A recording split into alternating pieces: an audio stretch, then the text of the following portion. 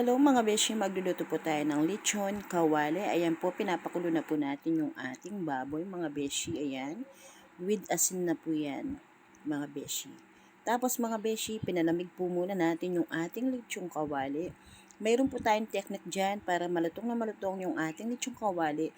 Pagkalamig po niyan mga beshi is maglalagay po tayo ng konting suka sa platito na may pampahid. Papahiran po natin siya. Gagamit po tayo ng brass, ayan, at saka yung ating suka, ayan mga beshi. Para po lumutong yung ating lechong kawali, ayan. Para kung sakali pong gahol ka or kulang yung mantika mo mga beshi, para lulutong po siya ng gusto, lagyan nyo po siya ng suka and then pagkalagay po ng suka na yan, palalamigin po natin siya ulit.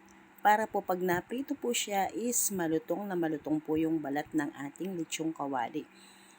Para po hindi rin masyadong magastos sa mantika. Pero kanya-kanyang style po yan. Pwede rin po tayong, mayroon din po tayong version na lubog po siya sa mantika at saka 2 beses po natin siyang i-deep fry.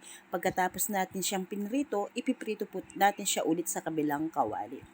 Hindi na yan mga beshi, magbubuhos na po tayo ng mantika. Ayan, yung sample na po ng ating mantika. Konti lang po ginamit natin mantika para matipid. Ayan po.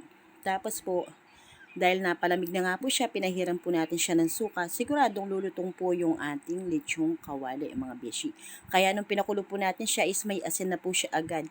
Hindi po katulad ng iba na, di ba, mayroon pong ibang pagluluto rin na pagkalamig po niya is papahiram pa siya ng asin. Ako hindi po. May asin na po siya agad. Tapos ang pinahid naman po natin is suka.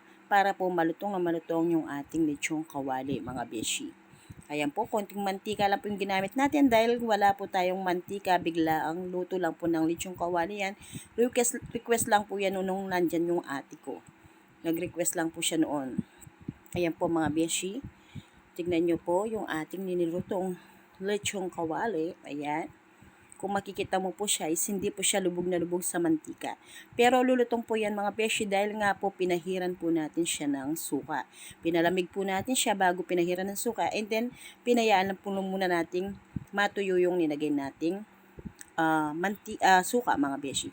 And then ayan na po yung kalalabasan ng ating masarap na lechon kawali mga beshi. Ayan, crispy lechong kawali. Lechong kawaling Kapampangan or lechong kawali.